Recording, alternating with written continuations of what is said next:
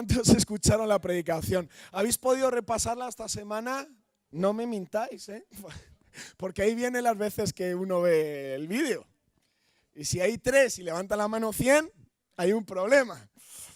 Yo te animo a que la leas porque en estas próximas semanas vamos a estar invirtiendo mucho en esta sesión porque entendiendo lo que Dios está haciendo con nosotros como iglesia, necesitamos prepararnos y necesitamos asentar unas bases como iglesia sólidas para lo que viene. Y por eso este título que le hemos dado a toda esta serie de Amor por la Casa nos va a ayudar a entender bajo algunos principios que encontramos en la palabra de Dios cómo tú y yo podemos construir iglesia en este tiempo. Porque ya recordamos el domingo pasado que lo que Cristo va a venir a buscar es su iglesia. Lo que Cristo quiere hacer en este momento de la historia, en esta sociedad, es a través de su iglesia. Y por eso la iglesia tiene una importancia fundamental en este tiempo. Y es lo que tú y yo estamos llamados a crear, a trabajar, a invertir, es en la iglesia. ¿Cuántos hay aquí de iglesia?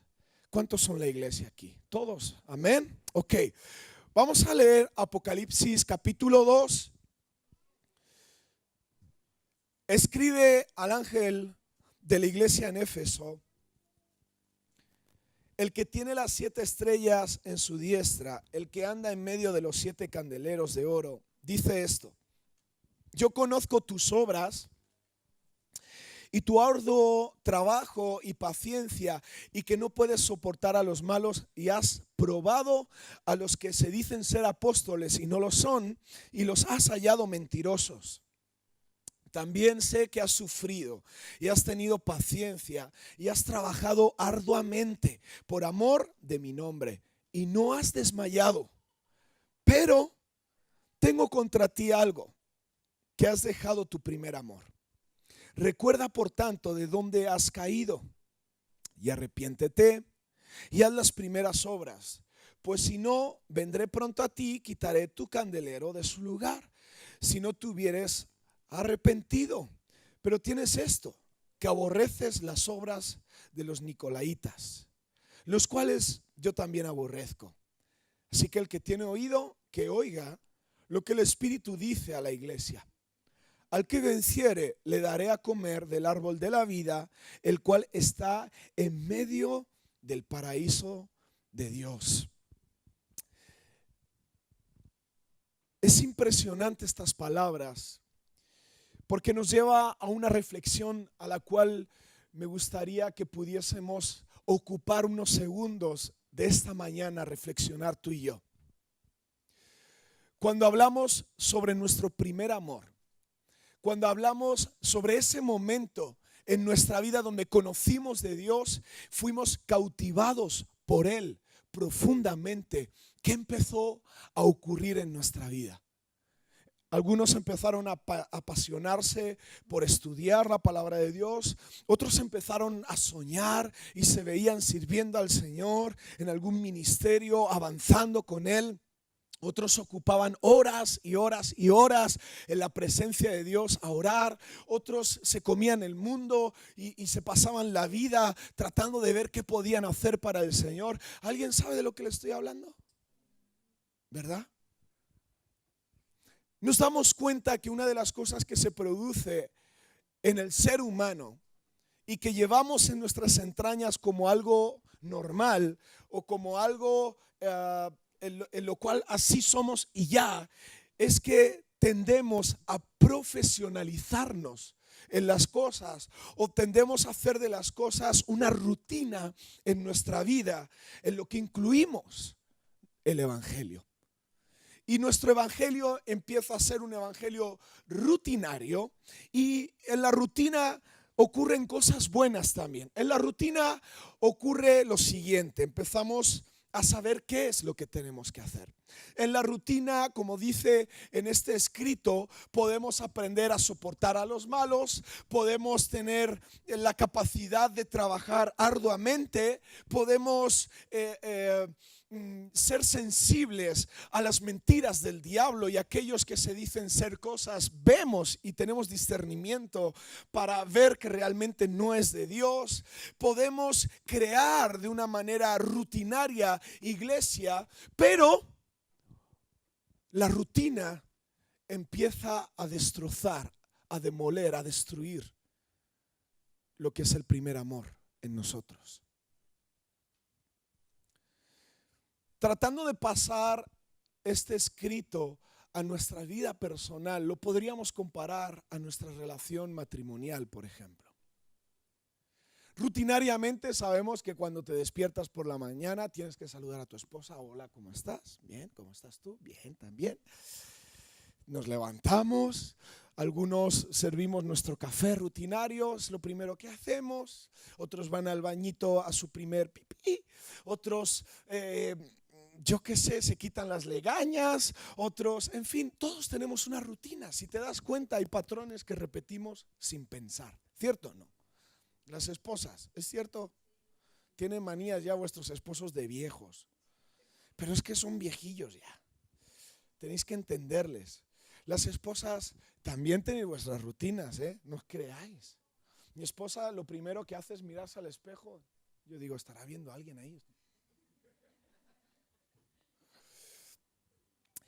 Pero nos damos cuenta que la rutina empieza a hacer morir algo que cuando nos casamos y nuestra primera noche de bodas, no nos lo creíamos. Está aquí conmigo, mi esposa. Te echaba el aliento y te olía a rosas. Ahora te lo echa y dices, hermana, te estás pudriendo por dentro. La rutina empieza a destruir la pasión. La rutina empieza a destruir el amor. La rutina empieza a destruir esas cosas tan increíbles que vivimos cuando nos enamoramos por primera vez. ¿Alguien sabe de lo que le hablo? Corremos el peligro como iglesia en este tiempo de poder hacer nuestra vida cristiana una rutina en nuestra vida. Programarnos como cristianos a tener una vida de domingo, de vez en cuando hago algo para la iglesia, para sentirme parte, y después mis hijos que vayan a jóvenes, y con eso nos conformamos. Y no nos damos cuenta que llegamos al punto donde esta iglesia cayó, esta iglesia en Éfeso, donde aparentemente todo estaba bien, correcto, pero el fundamento, la base, el motor de la iglesia, que es el amor a Dios, se estaba perdiendo. Y en la palabra de Dios podemos ver algunas llaves que nos van a ayudar a abrir esas puertas que han sido cerradas en nuestra vida. Porque no podemos amar la casa si no amamos a Dios. No podemos realmente involucrarnos en un amor profundo del reino de Dios, de la iglesia, de donde Dios me ha puesto, si yo no amo a Dios con todo mi corazón. Es imposible, hermanos. Y me gustaría que fuésemos al tercer libro de Juan, donde vamos juntos a estudiar algunos puntos que nos van a dar bases o que nos van a dar luz sobre cómo tú y yo en este tiempo podemos hacer para volver hacia ese primer amor. Cómo tú y yo podemos hacer para volver a ese punto de inicio donde sentíamos pasión por Dios, donde no importaba tanto si se hacía mejor o peor, porque lo que nos apasionaba era Él. No importaba tanto si yo entendía todo o casi nada de la Biblia, pero mi pasión era estar horas con ese libro. No importaba tanto si Él me hablaba o no me hablaba, pero yo quería estar en intimidad con Él, buscándole a Él, rindiéndome a Él. No me importaba si el suelo estaba sucio o no, yo me tumbaba ahí porque lo que deseaba era oír su voz, era estar en su presencia. Y creo que muchos tendemos a perder eso, o incluso lo hemos perdido, o incluso algunos todavía no lo han experimentado. No podemos continuar en las siguientes semanas tratando de aprender de manera práctica cómo tener amor por la casa y construir la casa si antes no ponemos la primera piedra. Todo es por amor a nuestro Dios. Amén. Vamos a leer algunos versículos ahí. Tercer libro de Juan, capítulo 1. El apóstol Juan escribió de esta manera: el anciano Agayo, el amado, a quien amo en la verdad. Amado, yo deseo que tú seas prosperado en todas las cosas y que tengas salud, así como prospera tu alma. En este versículo nos está dando un reflejo de cómo debería ser nuestro deseo, el tuyo y el mío, hacia la iglesia. Amado, ¿deseamos que la iglesia prospere, hermanos? Amén. Hermanos, ¿deseamos que la iglesia viva en salud? Porque cuando habla de salud en esta parte de la Biblia, no está hablando en sí a la salud física. Está haciendo una comparación de estar sano en el cuerpo, pero realmente metafóricamente está hablando sobre la salud doctrinal de la iglesia. En no estar podridos o enfermos por espíritus o por cosas que no están bien en medio nuestro. ¿Cuántos desean una iglesia que no esté enferma? Amén. Pues escucha bien lo que dice a partir del versículo 3. Pues mucho me regocijé cuando vinieron los hermanos y dieron testimonio de tu verdad y de cómo andas tú en la verdad. Y no tengo yo un mayor gozo que que el oír que mis hijos, que esos hermanos andan en la verdad. ¿Qué palabra se repite en este versículo? La verdad. Una gran palabra en la cual muchos a nuestro alrededor siguen buscando esa gran verdad. La verdad del mundo. La verdad de quién es Dios, la verdad de si Dios existe, la verdad de la iglesia, la verdadera iglesia, la que Cristo dice que va a venir a buscar, existe. Esa gran verdad a la cual tú y yo en muchos momentos en nuestra vida nos hemos preguntado, incluso ahora nos podemos estar preguntando, ¿Dios es real? ¿Le estoy siguiendo y merece la pena? ¿El lugar en el que estoy es el que Dios me ha puesto? Escúchame bien, hermano. Algo de lo que estaba pasando aquí es que hay un espíritu de gozo que se manifiesta cuando una iglesia tiene un correcto testimonio. Y ese correcto testimonio significa lo siguiente. Podemos hablar de testimonio cuando existen dos grupos de personas: los que dan testimonio y los que ven y reciben el testimonio. Tú y yo que hemos sido llamados a ser iglesia, tú y yo que hemos sido llamados a transmitir la verdad, tú y yo que hemos sido llamados a pasar el mensaje, a ser mensajeros, necesitamos vivir en nuestra vida personal basados en la verdad. Y este es el primer punto que yo quiero compartir contigo hoy. ¿Sobre qué basas tu vida, hermano y hermana? Muchas veces hablo con gente, incluso de aquí, de la iglesia, y me cuentan, yo les escucho y me cuentan de lo que ellos creen que Dios le pide.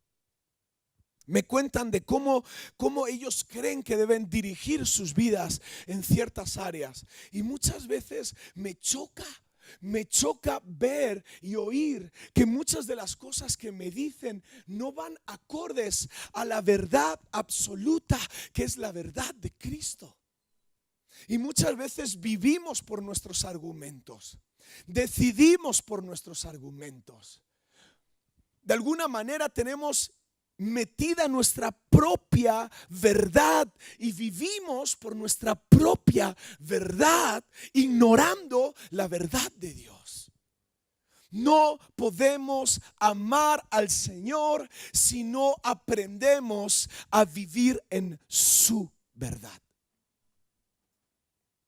Por mucho que tú te esfuerces de meter tu verdad a la verdad de Dios, nunca será compatible.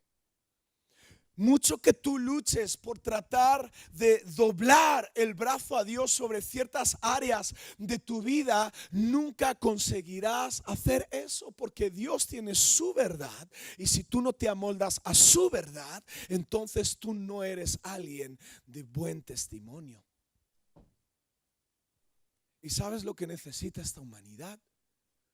Referentes. No tanto charlatanes, pero sí referentes. Mi deseo no es tanto soltarte una buena predicación. Mi deseo como pastor que te sirve es poder mostrarte un ejemplo. Yo quiero que me veas cuando yo sufro en el trabajo, cómo reacciono. Yo quiero que puedas ver cuando yo tengo problemas en mi matrimonio, porque tengo problemas en mi matrimonio, cómo reacciono con mi esposa. No soy perfecto, nunca serás perfecto, nunca seremos perfectos, pero sí podemos ser hombres y mujeres que caminan sobre su verdad.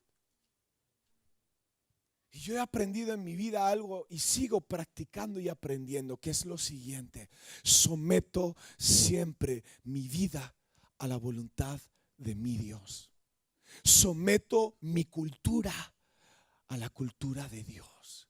Someto mis deseos a los deseos de Dios. Someto mi economía a como Él me la pide. Someto mi familia a como Él quiere que ella viva. ¿Alguien me entiende lo que le quiero decir en esta mañana? Deja de luchar por tus verdades y empieza a obedecer a las suyas. Y vas a ver que te vas a convertir en un hombre y una mujer de testimonio. Y eso es una llave fundamental para la iglesia en este tiempo. Una iglesia que camina bajo su verdad o en su verdad es una iglesia que ofrece, da, muestra un testimonio visible para aquellos que necesitan a Dios. ¿Estás conmigo?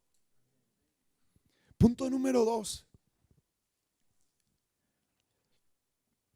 Amado, versículo 5, fielmente te conduces cuando prestas algún servicio a los hermanos, especialmente a los desconocidos, los cuales han dado ante la iglesia testimonio. Hoy nos vamos a centrar mucho en este punto, porque yo conozco muchas personas que pueden predicar. Conozco a muchas personas que tienen el nombre de pastor, de evangelista, pero sus vidas no son un testimonio. Mi preocupación no es predicar. Mi preocupación no es ser un pastor reconocido. Mi preocupación no es tener una iglesia de miles. Nuestra preocupación, hermanos, tiene que ser lo siguiente: ser un testimonio visible para esta humanidad. Y que la iglesia crezca es el resultado de algo. Que la gente nos conozca es el resultado de algo, pero no es nuestro objetivo. Nuestro objetivo es ser hombres y mujeres de testimonio. Pero fíjate lo que dice este versículo para poder llegar a ello. Dice: amado, fielmente te conduces cuando prestas algún servicio. En este viaje que ayer mi esposa y yo hicimos a Ciudad Real para visitar a nuestros jóvenes que estaban allí en un campamento, íbamos hablando, y una de las cosas que hablábamos era sobre la obediencia, de la importancia que tenía que como hijos de Dios aprendiésemos a obedecer absolutamente a todo lo que Dios nos pide, sin condiciones, sin reservas y sin peros. Y juntos nos estábamos ministrando, ella me contaba momentos de su vida donde ella quería hacer algo, pero Dios le dijo y obedeció. Y en contra de sus deseos, obedeciendo a Dios, a lo largo de los años, recibió bendición por esa obediencia. Cuando nos conocimos, nuestro pastor nos pidió separarnos durante 6 meses. No entendíamos. Oye, 2 chiquitos de 18 años. No teníamos la razón, no teníamos el porqué, no comprendíamos, pero era una cuestión de obediencia.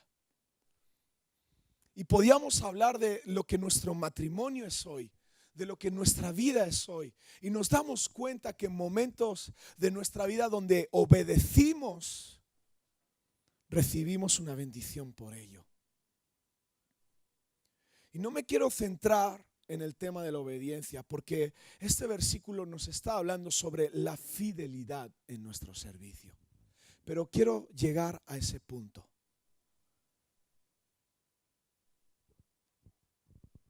Nos dimos cuenta que en nuestra vida los momentos donde hemos servido juntos al Señor han sido los momentos más especiales de nuestro matrimonio. Nos dimos cuenta y empezábamos a recordar momentos donde hicimos, por ejemplo, el evento ahora para Hello Light, para los niños pequeños, y el pensar que vinieron 130 niños, que vinieron como 50 papás y mamás. Salíamos, íbamos cansados a casa y nuestra conversación fue sencillamente: merece la pena. ¡Qué gusto! ¡Qué increíble! Cansados pero emocionados. Cansados pero contentos de haber obedecido al Señor, de haber sabido, de saber que nosotros hicimos lo que Dios nos pidió hacer, que fue sembrar. ¿Qué pasará? No lo sé. Lo que sí sé es que la palabra de Dios declara que su palabra nunca va de vacío, que su palabra siempre llega de una forma u otra que tú y yo desconocemos, pero no importa, porque Dios nos llamó a sembrar y eso hacemos. El servicio produce en nosotros amor. Amor. Tú te vas a dar cuenta que una de las cosas más saludables en el matrimonio es el servicio. Cuando tú sirves a tu esposa, eso crea en ti una satisfacción. Crea en ti algo tan poderoso en tu interior que quieres volver a repetirlo. Cuando tú te das cuenta, esposa, que sirviendo a tu esposa, aunque yo sé que no se lo merece, porque es cabezón, es testarudo, así somos los hombres, no pasa nada.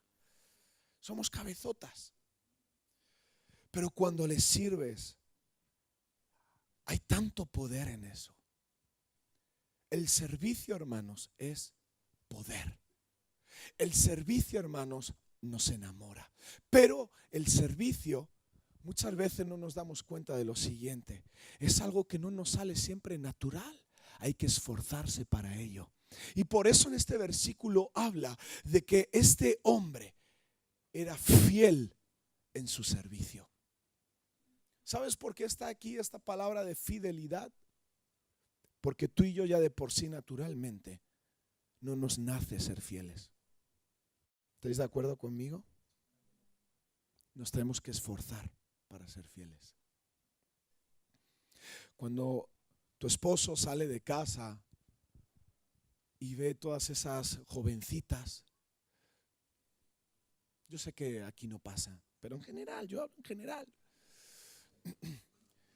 Y él vuelve a casa en santidad.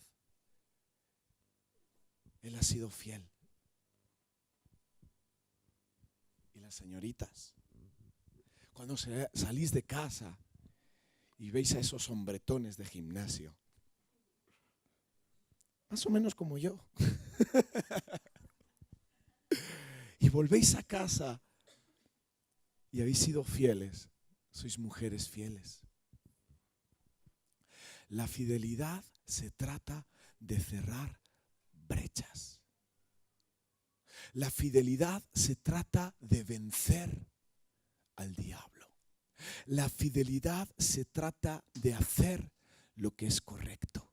La fidelidad nos habla de esforzarnos en lo que nuestra carne desea. Nuestra carne no quiere trabajar, nuestra carne no quiere esforzarse, nuestra carne quiere seguir sus propios deseos, nuestra carne quiere satisfacerse a sí misma, nuestra carne quiere tener su propio albedrío. Y por eso es tan importante que tú y yo, como hijos de Dios y como iglesia, entendamos que es un tiempo en el que Dios nos está pidiendo fidelidad a su servicio. Cuando nadie te ve. Porque lo que edificamos no es para mí, lo que edificamos no es para la iglesia, lo que edificamos no es para nada ni nadie que no sea Él. Él. ¿Estáis conmigo?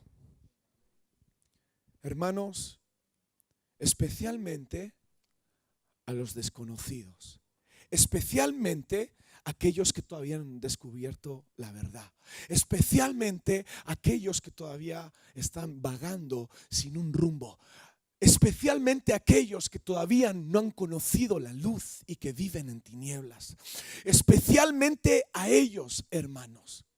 Y esto nos está hablando de propósito. Esto nos está hablando de visión. Y como iglesia, para poder amar la casa, para poder amar la iglesia, necesitamos entender algo, hermanos. Es que tú y yo necesitamos enfocarnos en la visión, enfocarnos en lo importante, enfocarnos en lo que verdaderamente Dios nos ha pedido hacer. Mateo capítulo 29, id y haced discípulos. Todo lo que hacemos se trata de eso. Venimos aquí, nos formamos como iglesia, aprendemos de la palabra de Dios, nos animamos los unos a los otros, recibimos del Señor con un propósito, y es ir ahí fuera y salvar a este mundo, iglesia. Cuando tú y yo vivimos enfocados en nosotros mismos, en mis problemas, en mis cosas, en lo que yo soy, en lo que me gustaría hacer, en lo que será, en lo que no será, tú y yo estamos perdiendo la perspectiva que nos lleva a la voluntad de Dios. Amar al prójimo, vivir por él, morir por él. Servir sobre todo a los desconocidos. Servir a aquellos que verdaderamente están buscando la luz para sus vidas. Todo lo que hacemos como iglesia, cada euro que invertimos es con un solo propósito: ganar a los perdidos. Tu servicio tiene un solo propósito: ganar a los perdidos. Tu fidelidad solamente tiene un propósito: salvar a los perdidos. Tus dones solamente tienen un propósito: salvar a los perdidos. Tu economía, lo que tú das al Señor, solamente tiene un propósito: salvar a los perdidos. ¿Alguien me entiende lo que quiero decirle? Visión, enfoque. Cuando tú ves una cámara desenfocada, tú ves borrosamente el objetivo. Pero para que tú puedas apreciarlo, tú tienes que enfocarte. Y en esta mañana Dios aquí está pidiendo a algunos que es tiempo de enfocarse. No es tanto yo, sino ellos. ¿Estáis conmigo? Y fíjate lo que dice un poquito más adelante. En el versículo 9 dice: yo he escrito a la iglesia, pero Diótrefes, al cual le gusta tener el primer lugar entre ellos, no nos recibe. Por esta causa, si yo fuere, recordaré las obras que hace, parloteando con palabras malignas contra nosotros. Punto número 3. Este hombre, Diótrefes, nos muestra un espíritu que muchas veces es un espíritu que se quiere introducir en nuestras vidas y en nuestra iglesia, o en la iglesia a nivel universal, que es el deseo de tener un lugar que no nos pertenece, de tener los lugares vistosos, de poder ser lo que nosotros los humanos llamamos alguien. Hoy en día hay gente que no podemos ni tocar porque son los ungidos. ¿Dónde está eso en la palabra? Hoy en día la iglesia queda atónita porque ven al gran predicador que viene y las masas se mueven, pero una reunión de oración y nos movemos. ¿Dónde está eso en la palabra? Ese es el espíritu que este hombre tenía, este hombre que estaba pudriendo la iglesia de nuestro Dios. Y no solamente eso, sino lo siguiente, a lo cual nos lleva al siguiente punto. Punto número 4, que está hablando que no para de parlotear, de criticar, de maldecir, de hablar lo que no debe hablar. Y me quiero centrar un poquito más en este punto, porque la crítica es algo que está destruyendo de una manera poderosa la iglesia de Cristo. No, hermano, yo no critico. Yo le comenté a la hermana que juntos orásemos por el pecador de nuestro hermano. Qué mujeres intercesoras. No, nosotros en familia comentamos para que juntos como familia pudiésemos crítica. Au. Me enfada esto, porque la crítica nos destruye. ¿Quién de nosotros, padres, expondríamos a nuestro hijo hablando a todo el mundo mal de él? Y a eso le llamaríamos amor. No, yo es que a mi hijo le amo. Por eso le digo a su amigo allí que él es un pedorro. Le digo a su amigo allí que él es un tal. Eso no es amor.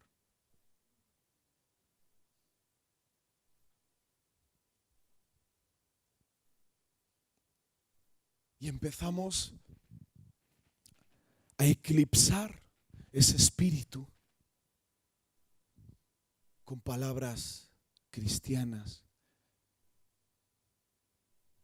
con un enfoque falso y religioso, y no nos damos cuenta de que nos estamos destruyendo a nosotros mismos y nuestra propia casa.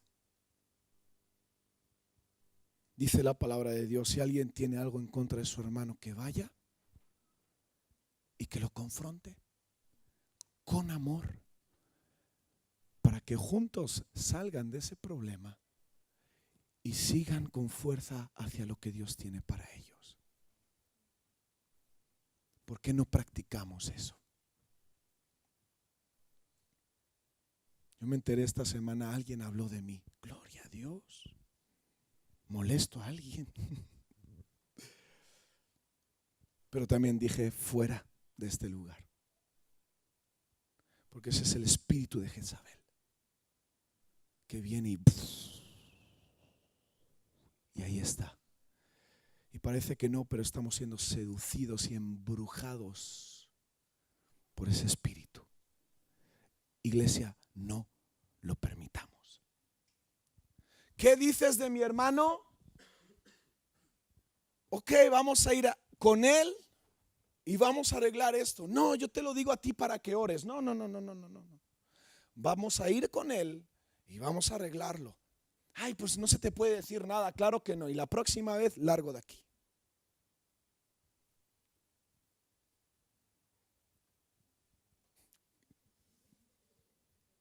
¿Qué películas me monto? ¿Alguien me entiende? Es como el que tiene una esposa así un poquito, conoce sus fallos, ¿verdad? Hombres, conocemos los fallos de nuestras esposas, ¿sí o no? Claro que sí. ¿A que no son perfectas? Tú te aprovechas que no está Ligia, ¿no? Pero yo no voy a ir al resto de las hermanas a decirle: mira, mi esposa, es que mi esposa, y es que mi esposa es todo otro. Y te conté lo de mi esposa de... No. Yo voy a ejercer protección sobre ella. Yo reconozco sus errores, pero no te permito que hables de ella. Si me quieres ayudar, vamos a orar juntos.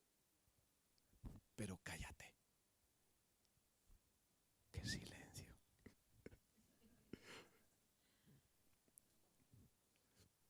No estoy hablando de algo que haya pasado, ¿eh? Algunos están diciendo, uy, ¿qué habrá pasado? Nada. Estoy hablando de la crítica porque eso es lo que tocaba hoy. Pero hermano, sí me gustaría que en esta mañana orásemos por esto. ¿Sabes por qué? Porque la crítica trae división entre nosotros. Y quizá tú hoy no has criticado, y gloria a Dios, pero cuídate, porque quizá el diablo mañana sí te seduce a hacerlo. Porque vas a ver algo que te parece injusto, no te parece bien, pero debemos saber algo. Lo que Dios nos está pidiendo construir, nos está pidiendo que lo construyamos juntos. Vamos a ponernos en pie y vamos a orar en esta mañana.